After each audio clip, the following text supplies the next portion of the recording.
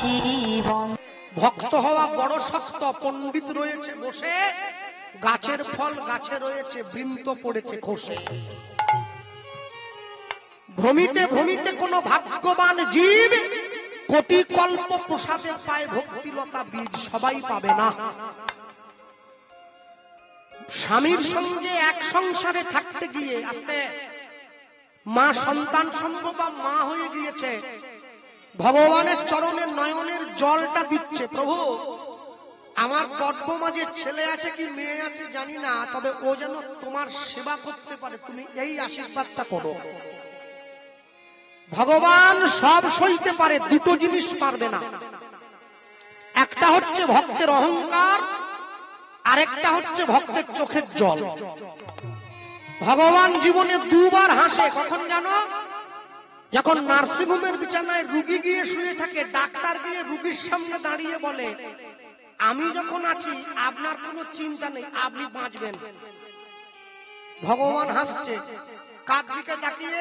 ডাক্তারের দিকে তাকিয়ে বলে, হ্যাঁ গো ডাক্তার, তুমি যে রুগীকে বাঁচার গ্যারেন্টি দিচ্ছ, তুমি নিজে কতক্ষণ বাঁচবে সে গ্যারেন্টি তোমায় কে দেবে? বলে না, একটু মনের জোরটা বাড়াচ্ছিলাম আর কি। আমাকে অনেকে ফোন করে বলে, কৃষ্ণবাবু আমাদের গ্রামের লোক সব খ্রিস্টান হয়ে যাচ্ছে, হরি মন্দির তুলসী মঞ্চ ফঞ্চ সব ভেঙে দিয়ে সব। কি বলছেন তোরা? বলে হ্যাঁ। কেন? বলে ওদের থেকে লোক এসে মানুষের ঘরে প্রচার করছে, হাতে তালি দিয়ে নাকি 3 বার যিশুর নাম বললে আঁটু ব্যথা ফেথা যা আছে সব সেরে যাবে সব। শালা মুশকিল তো, বলতে পারো না তোমরা? করোনায় সব থেকে বেশি মরে গেছে যিশুর দেশের লোক, তোমরা ছিলে কথা। ভারত যদি ভ্যাকসিন না পাঠাতো আমাদের দেশ একবারে খালি হয়ে চলে যেত। শ্রোয়ানো স্বধর্ম বিগুণ পরধর্মাৎ সনুষ্ঠিতাৎ স্বধর্মে নিধনং শ্রেয় পরধর্ম ভয়াবহ। শোনো, বাঙালি কোনদিন 25শে ডিসেম্বরে কেক কেটে খাবে না, ওটা আমাদের নয়, ওটা খ্রিস্টানদের। বাঙালি কোনদিন 1 জানুয়ারিতে জানোয়ার কেটে খাবে না, ওটা আমাদের নয়, ওটা বিদেশিদের কালচার। যারা আমেরিকার থেকে ইসকনে এসেছে, মায়াপুরে এসে তারা হরে কৃষ্ণ উচ্চারণ করতে পারবে, হরে কৃষ্ণ হরে কৃষ্ণ উচ্চারণ হয় না, ঠেকে যায়, বেঁধে যায়। কেন?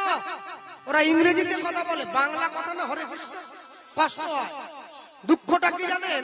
ওরা বলতে পারে না তবু বলে, আমি বলতে পারি কিন্তু বলি না। হ্যাঁ, ভগবানের চরণে আছাড় খেয়ে পড়ে ভগবানকে নয়নের জলটা দিচ্ছে, আর দরজার বাইরে স্বামী দাঁড়িয়ে শুনছে যে আমার স্ত্রী গোবিন্দকে সেবা দিচ্ছে নিজের চোখের জল দিয়ে। ভগবানকে প্রণাম করে মা যখন উঠে দাঁড়ালো, দরজার বাইরে দাঁড়িয়ে স্বামী দরজায় টোকা দিল, শিলাবতী দরজাটা খোলো, শিলাবতী দরজাটা খোলো। ছুটে গিয়ে দরজাটা খুলে, কি তুমি? হ্যাঁ, তুমি যে এত সুন্দর করে আমার গোবিন্দকে সেবা দাও, আমি তো আগে জানতাম না। হাতটা বাড়িয়ে দিয়েছে, দাও হাতে প্রসাদ দাও। যেই স্বামী হাতটা বাড়িয়ে দিয়েছে, শিলাবতী হাতে প্রসাদটা দিয়েছে। হাতে প্রসাদটা দেওয়ার পরে শিলাবতীর স্বামী বলে উঠল, শোনো, আগামীকাল সকালবেলায় আমি গয়া যুদ্ধে যাত্রা করব না।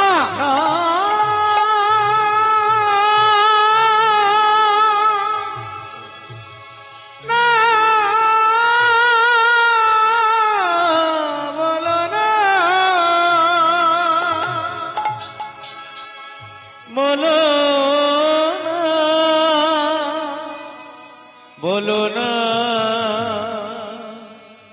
বলো না। ছুটে গিয়ে নিজের স্বামীর দুটো পা জড়িয়ে ধরলো, আমি তোমার এই অবস্থায় কোনোভাবে যেতে দেব না যুদ্ধে। শোনো, অগ্নি সাক্ষী করে 7 পাক ঘুরে তুমি আমাকে তোমার স্ত্রী বলে গ্রহণ করেছ। বর্তমানে তোমার ঔরসে আমি 9 মাসের সন্তান সম্ভবা মা। ভক্তমণ্ডলী মায়েরা, আগেকার দিনে নিয়ম ছিল, মাতৃগর্ভে সন্তান থাকলে সেই মায়ের স্বামীকে কোনো জীব হত্যা করতে দেওয়া হতো না।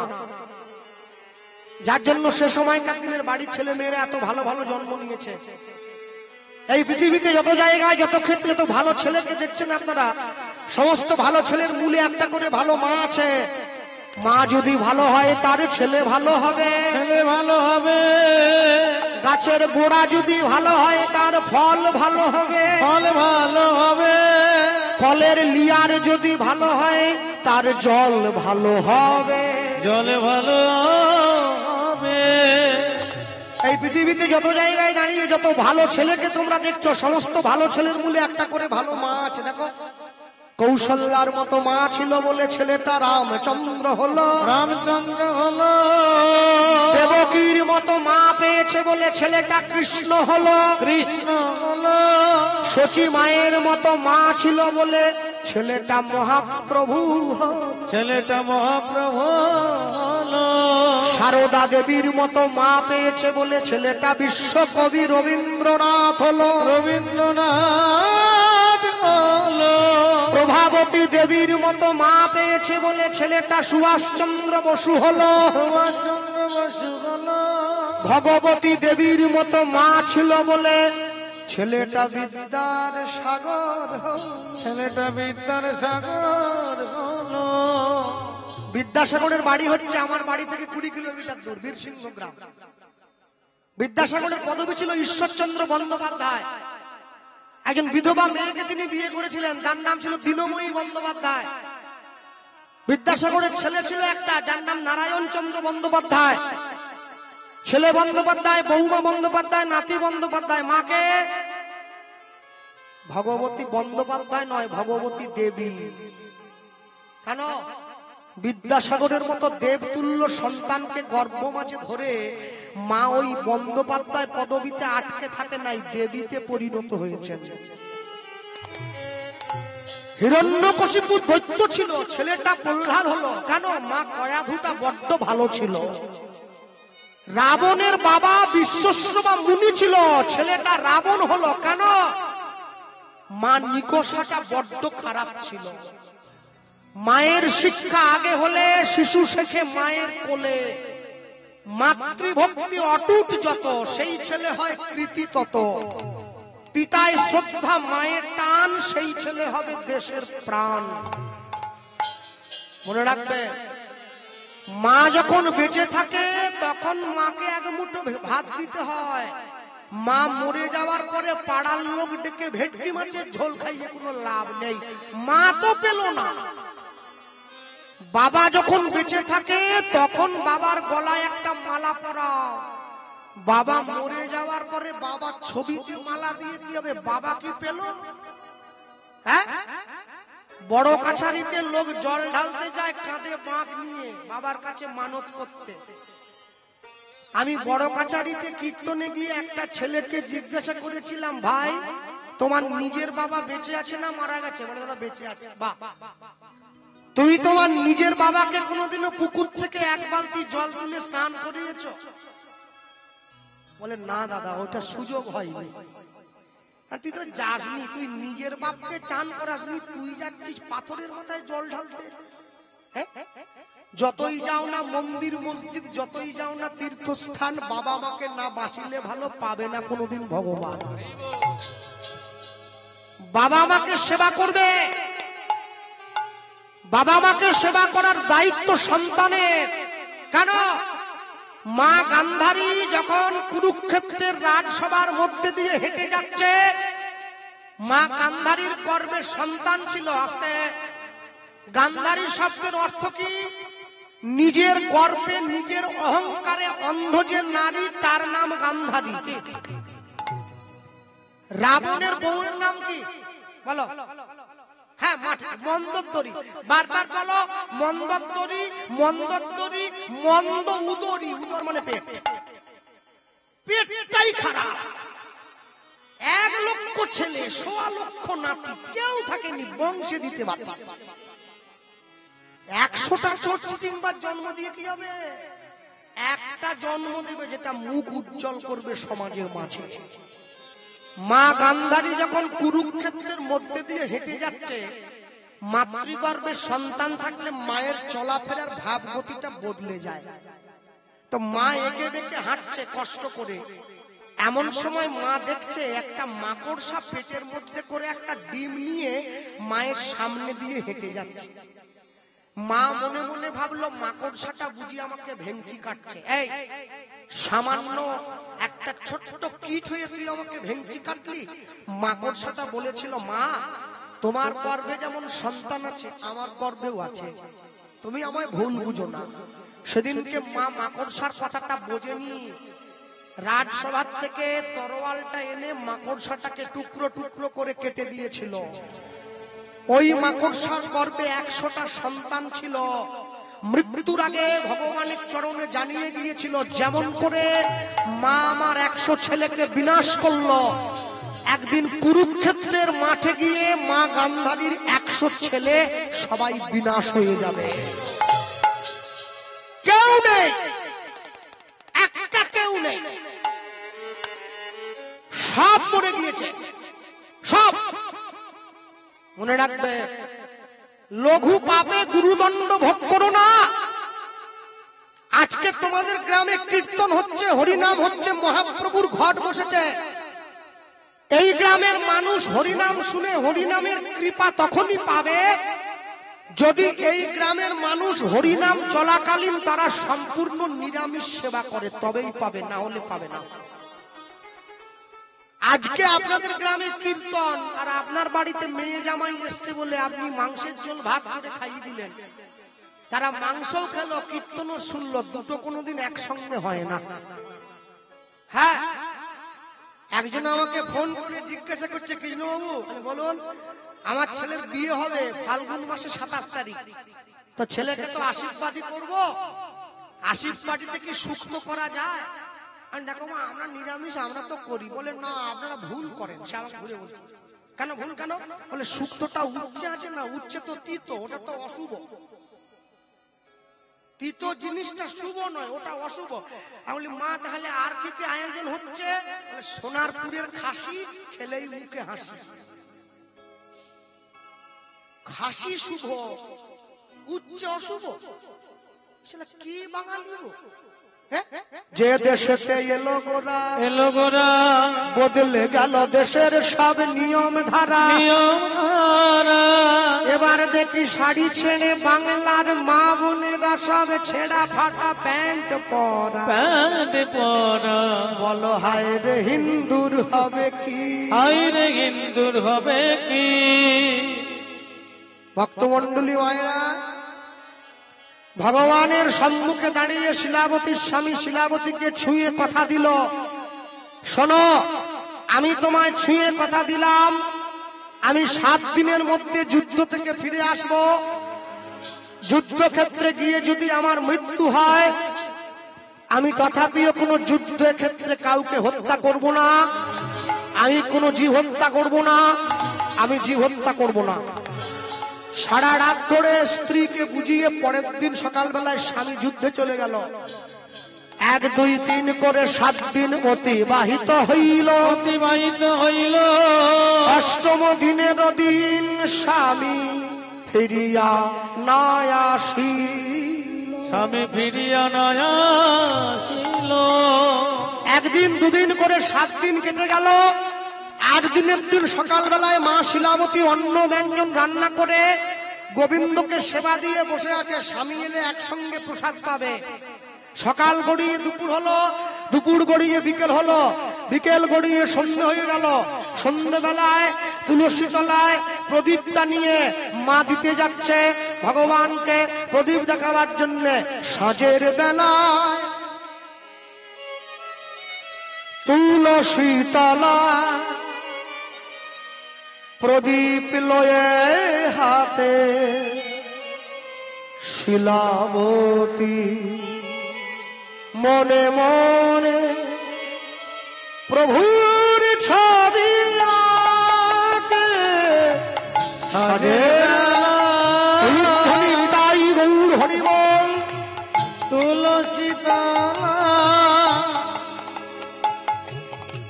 প্রদীপ লয়ে হাতে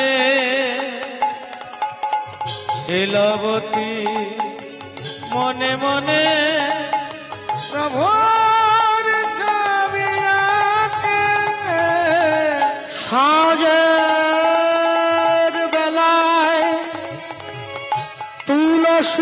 বেলায় প্রদীপ লয়ে হাতে শিলাবতী মনে মনে প্রভুর ছবি আঁকে সাজের বেলায় হরি হরি বল। তুলসী তলা প্রদীপ লয়ে হাতে শিলবতী মনে মনে প্রভুর ছবি আঁকে দয়াময় দয়াময় দয়াময় দয়া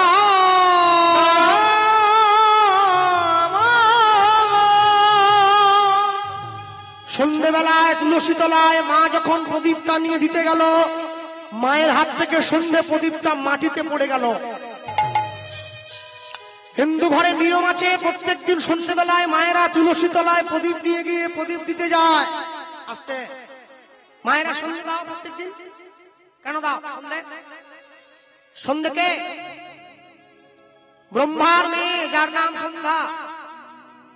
ব্রহ্মা ছোটকালে আমরা পড়েছিলাম, একে চন্দ্র, দুইয়ে পক্ষ, তিনে নেত্র, চারে বেদ, পাঁচে পঞ্চবান। এই পঞ্চবান কি কি জানো? মদন, মাদন, শোষণ, স্তম্ভন, মোহন। এই পঞ্চবান হচ্ছে ব্রহ্মদেবকে, মদন দেবের কাছে ছিল পঞ্চবান, ব্রহ্মদেবকে নিক্ষেপ করেছিল চতুর্থ বানটা। মদন মানে আমাদের দেহের যে কাম বা কামনা বাসনা আছে, তার অধিপতি দেবতার নাম মদন। আর এই যে বানটা নিক্ষেপ করেছে, ব্রহ্মদেবের অন্তরে কামনার উদ্রেক হয়েছিল। ব্রহ্মা নিজ কন্যা সরস্বতীকে কালিমা লিপ্ত করেছিল। পিতা হয়ে যদি কন্যার চরিত্রে কালি দেয়, মেয়ে কোনোদিন ছেড়ে দেয় না। মেয়ে অভিশাপ দিয়েছিল, শোনো বাবা, সৃষ্টিকর্তা ব্রহ্মা হয়ে, বেদজ্ঞ পণ্ডিত হয়ে তুমি তোমার মেয়ের সঙ্গে যে যবনোচিত কাজ করলে, যে ঘৃণ্য অপরাধ করলে, আমি তোমার মেয়ে তোমায় অভিশাপ দিলাম, এর জন্য তোমার যবনের ঘরে জন্ম হবে। হরিদাস ওইসব গরু চুরি ফুরি কালকে সকালে হয়েছে, আমি সত্য যুগের কথা বলছি। ব্রহ্মার 4টে মাথা নয়, 5টা মুন্ড ছিল। একটা মুন্ড কেটে নিজের মেয়েকে দিয়ে বলেছিল, এই মুন্ডটা দিয়ে, এই মাথার খুলি দিয়ে আজ থেকে প্রদীপ তৈরি হবে। যে জুহা দিয়ে তোকে কটু কথা বলেছি, এই জুহা দিয়ে প্রদীপের বাতি বা প্রদীপের সলতে হবে।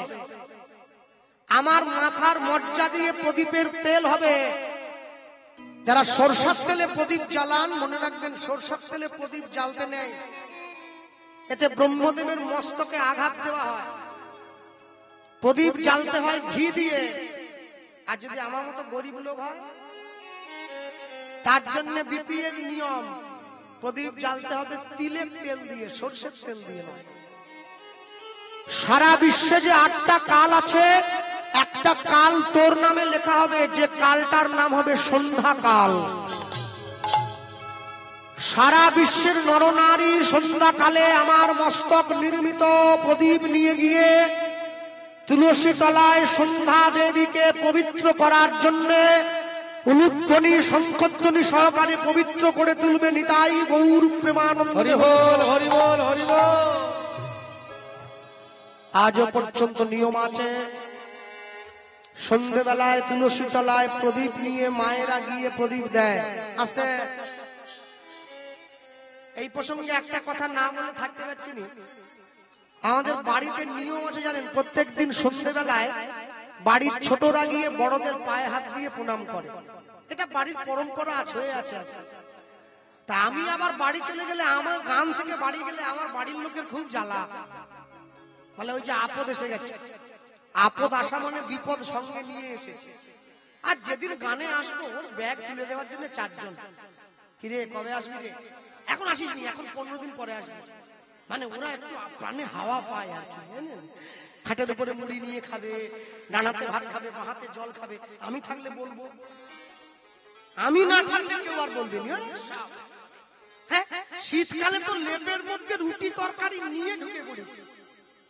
বাবা, আমি মাকে বলতো তুমি উনুন নিয়ে ঢুকে পড়ো, ওখানে বানাবে, ওখানে খেয়ে ওখানেই শুয়ে পড়বে। তা সন্ধ্যেবেলায় আমি বারান্দায় বসে আছি, তা আমার বোন এসে সন্ধ্যে দিয়ে আমার পায়ে হাত দিয়ে যে প্রণাম করতে গেছে, আমি ওর হাতটা ধরে নিয়েছি। হ্যাঁ রে, শোন, যে হাতটা ধরেছে ও বুঝেছে কোনো একটা ভুল করেছে। ও কি বলতে জানেন, আগে কাটান দিচ্ছে, এই তো আবার জ্ঞান জ্ঞান না রে মা, তোকে জ্ঞান দেবো আমি? কি আমার 14 বুরুজের ক্ষমতা আছে নাকি? হ্যাঁ? আমি শুধু তোর সঙ্গে একটা কথা একটু ভাগ করে নেব। হ্যাঁ বল, কি বলবি বল। আমি বলছি তোকে যদি একটা এঁঠো থালায় সব সময় খেতে দেই, তুই কি খাবি? ও বলছে এঁঠো থালার কথা এখানে হঠাৎ করে এলো কেন?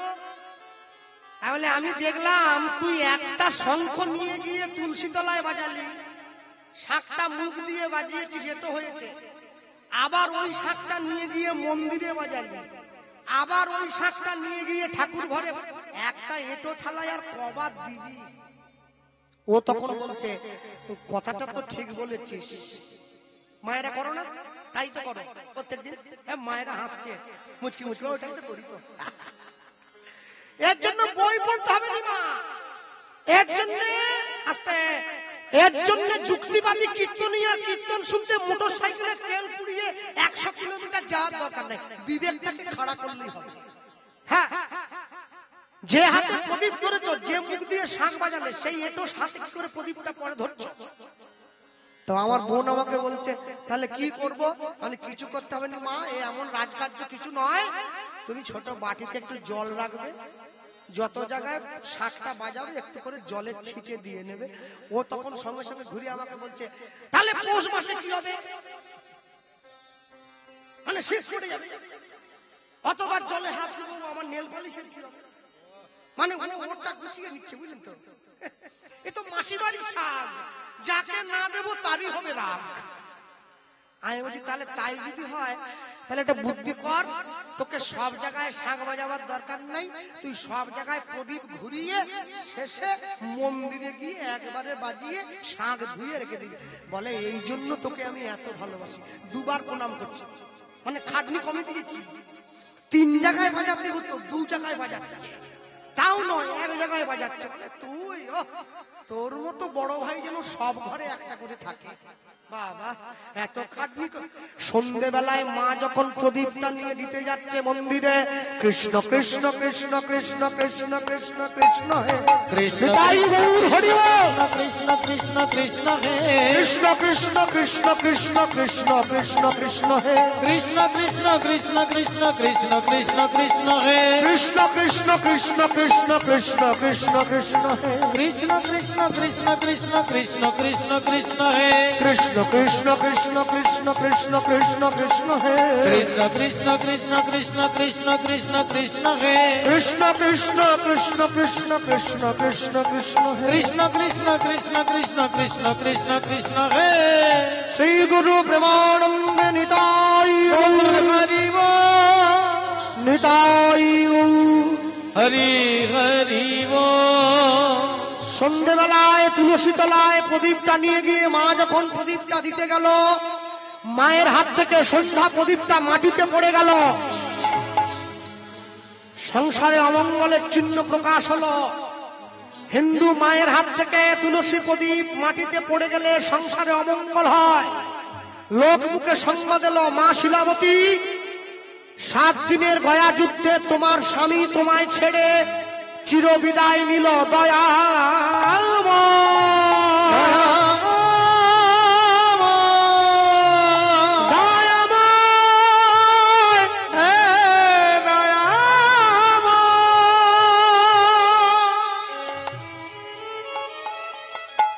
মায়ের হাত থেকে সন্ধ্যা প্রদীপটা যখন মাটিতে পড়ে গিয়েছে, লোক মুখে সংবাদ এলো, মা শিলাবতী 7 দিনের গয়া যুদ্ধে তোমার স্বামী তোমায় ছেড়ে চিরবিদায় নিল। ভগবানের মন্দিরে গিয়ে মা আছাড় দিয়ে বলল, আমি কোনোদিন তোমার সেবা ত্রুটি করিনি, আমি কোনোদিন তোমায় অযত্ন করি নাই, আমি কোনোদিন তোমায় সেবা না দিয়ে নিজের সেবা নেই নাই, তবে কেন আমার জীবনের একমাত্র অবলম্বনকে তুমি আমার কাছ থেকে কেড়ে নিলে। তার সন্তান আমার গর্ভ মাঝে একটু একটু করে বড় হয়ে উঠছে। কে কে কে কে আমায় ক্ষুধায় অন্ন দেবে, কে আমায় বস্ত্র দেবে? পাড়ার লোকেরা ছুটে এসেছে, মা এই জগতে যার কেউ নেই তার নাকি ভগবান আছে। ভাবছ বসে চলবে কিসে? তুমি ভাববার কে? তোমার ভাবনা যিনি ভাবছেন তুমি ভাবো তাকে। আজ থেকে যেখানে কীর্তন হবে, যেখানে ভগবানের নাম হবে, তুমি শুনতে যাবে, সে তোমায় পথ দেখাবে। একদিনকে পাড়ায় কীর্তন শুনতে গিয়ে মা শুনছে কীর্তনিয়া গাইছেন, আষাঢ় মাসে জগন্নাথ দেবের রথের উপরে কেউ যদি জগন্নাথ বলরাম সুভদ্রাকে দর্শন করে, সে তার মৃত্যুর পরে জগন্নাথের চরণে গিয়ে ঠাঁই পায়। আস্তে হাত তুলুন তো, কারা কারা পুরী গিয়েছেন দেখে? পুরী পুরী জগন্নাথ, তুমি যাও না? পুরী যাও না? আচ্ছা, এই দু তিনজন গিয়েছে, অনেকে লজ্জা তুলছে নিয়ে। আমরা তো গিয়েছেন। আরে হাত তোলো, কারা কারা পুরীতে গিয়ে সমুদ্রে পাড়ে দাঁড়িয়ে ভেটকি মাছের চপ খেয়েছে? জীবন তো বিতা চলে গেল। আমি অবাক হয়ে যাই, লোকে দুপুরবেলা জগন্নাথের প্রসাদ খায় মন্দিরে গিয়ে কিনে, আর সন্ধ্যেবেলা সমুদ্রের ধারে দাঁড়িয়ে ক্যাংড়া ভাজা কিনে খায়। পুরী গিয়ে যাকে কি বাড়ি কথা দক্ষিণ 24 পরগনা। আবার আমাকে দেখে ক্যাংড়া ভাজার বাটি লুকোচ্ছে। আপনি এখানে কেন? আপনি আসতে পারেন, আমি পারি। কি লুকোচ্ছেন? বলে না, ওটা আপনাকে দেখানো যাবে না। এমন খাবার খাচ্ছে এটা লোককে দেখানো যাবে না। মনে রাখবেন, দুধ আসতে আমাকে অনেকে প্রশ্ন করে, দাদা কি যে লোকটা ভগবানকে এত ছোট করছে, যে লোকটা ভগবানের নামে নিন্দে করছে, যে লোকটা এত খারাপ খারাপ কথা বলছে সনাতন ধর্মের নামে, সে তো কীর্তনে আসলে প্যান্ডেল খুলে দিতে হয়, লোক হয়ে যায় 20,000। তাহলে আপনি গেলে হয়নি কেন? আমি বলি, ভাই মদের দোকানে ভিড় বেশি না দুধের দোকানে ভিড় বেশি? বলে মদের দোকানে। মদের দোকানে ভিড় বেশি হলে কি মদটা ভালো হলো? ওটা মদের দোকান, খেলেই মরে যাবে। মনে রাখবে, সব সময়ের জন্য দুধ যদি 10 টাকা কিলো বিক্রি হয়, মদ যদি 1 লক্ষ টাকাও দাম হয়, দুধ কোনোদিন বাঁশ বনে গিয়ে খেতে হয় না, সবার সামনে বসে খাওয়া যায়। আর মদটা লুকিয়ে খেতে হয়, ওটা সবার সামনে খাওয়া যায় না। এইটাই হচ্ছে দুধের সঙ্গে মদের তফাৎ। মা পাড়ার লোকেদের সঙ্গে জগন্নাথ দেখতে যাচ্ছে। শোনো, কোন তীর্থস্থানে গিয়ে কেউ আমিষ খাবে না। পুরী, নবদ্বীপ, বৃন্দাবন, গয়া, কাশী, মথুরা, কেদারনাথ, বদ্রীনাথ, অমরনাথ, সবাই তীর্থস্থানে যাবে আমিষ খাওয়ার জন্য নয়। মা কি করলো? সকলের সঙ্গে কণ্ঠ মিলিয়ে চলে যাচ্ছে জগন্নাথ দেখতে। পথ চলিতে আর বলিতে, উলুধ্বনি, চলিতে আর বলিতে, পথ চলিতে আর বলিতে, পথ চলিতে আর বলিতে, তোমরা গাহ গাহ কৃষ্ণ নাম, মধুর নাম, হরি নাম। তোমরা গাহ রাম কৃষ্ণ নাম, মধুর নাম, হরি নাম। তোমরা গাহ গাহ কৃষ্ণ নাম, মধুর নাম, হরি নাম। তোমরা গাহ গাহ কৃষ্ণ নাম, মধুর নাম, হরি নাম। পথ চলিতে আর বলিতে, পথ চলিতে আর বলিতে, পথ চলিতে আর বলিতে, সম্মুখে আধার রাত্রি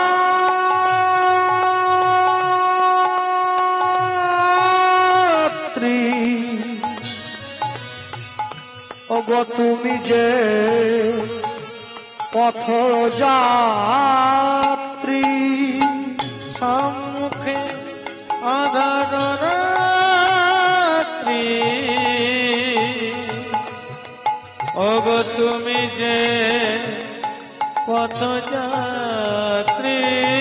ওগো সম্মুখে আধার রাত্রি ওগো তুমি যে পথ যাত্রী সম্মুখে আধার রাত্রি ওগো তুমি যে পথযাত্রী কথা বলিতে তার নাম কহু বিপদে তার নাম কহু সংকটে তার নাম পথ চলিতে আর বলিতে পথ চলিতে আর বলিতে তোমরা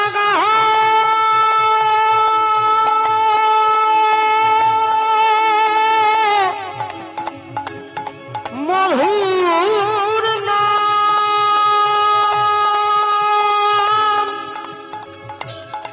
কৃষ্ণ নাম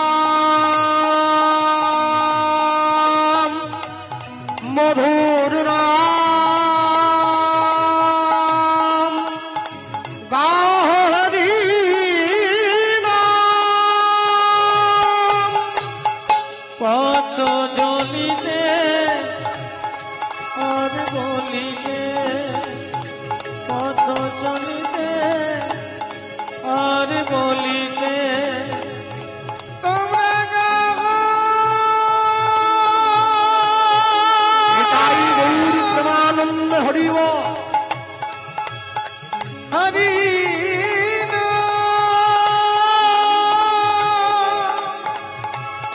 কৃষ্ণ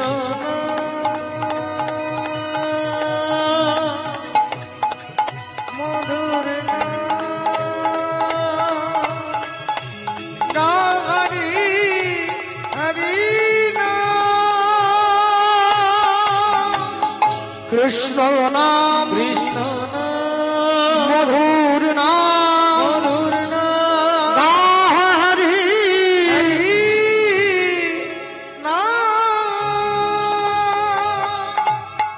জঙ্গলের মধ্যে দিয়ে চলতে গিয়ে মা শিলাবতী পাথরের ঢিপিতে উছুট খেয়ে আছাড় খেয়ে পড়লো মাটিতে।